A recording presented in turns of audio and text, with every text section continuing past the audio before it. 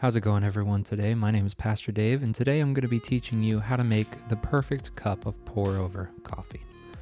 The first thing you want to do is get the right tools. This is a coffee grinder. It's a ceramic burr grinder. You're going to want the ceramic burr so that you get nice, even grounds to it. Next, you have the server. This is a Hario V60, perfect size for 2 cups of coffee, and the dripper, also made by Hario.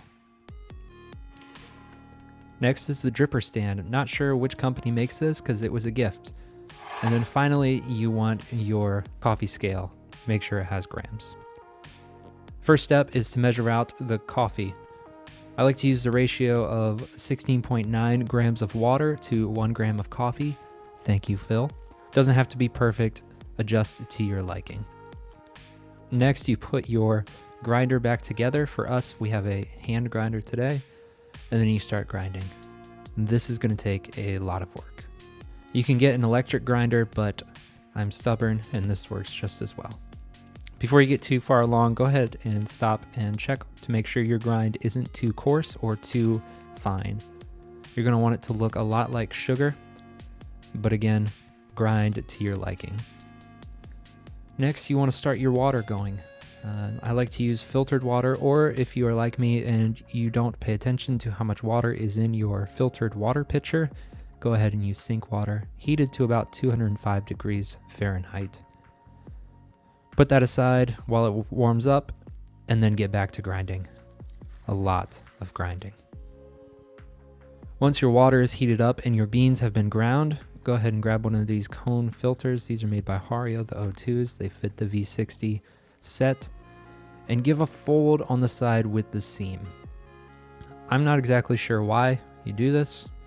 Not sure if it's just to put the filter into the dripper, but you do it. Then you put the filter in just like this, exactly like this. Don't do any different. And then grab your water and wet down everything. This is going to get rid of the papery taste from your filter, but it's also going to heat up your tools so that you have nice hot coffee. Swirl that around a bit, and then go ahead and pour that hot water into your mug so that your mug starts to preheat while you're making your coffee. After that, go ahead and take your freshly ground beans and put them into your dripper. Once all of them are in there, go ahead and give a couple taps on the side of your dripper, and then very awkwardly, just like me, make a small indent right in the middle of your dripper. Perfect. Now you're ready to pour. Reset your grams, grab your water, and then start your first pour.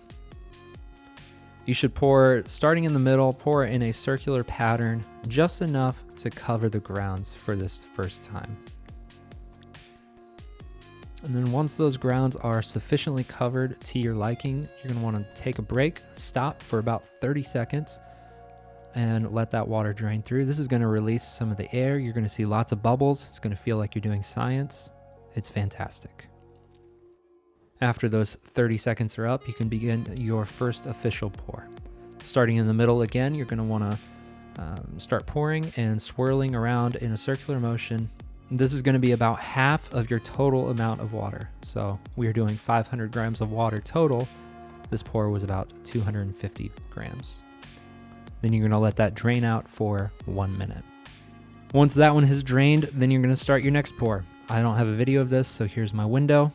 Very nice. Same thing. This will take you right up to your total amount of water, or just over in our case.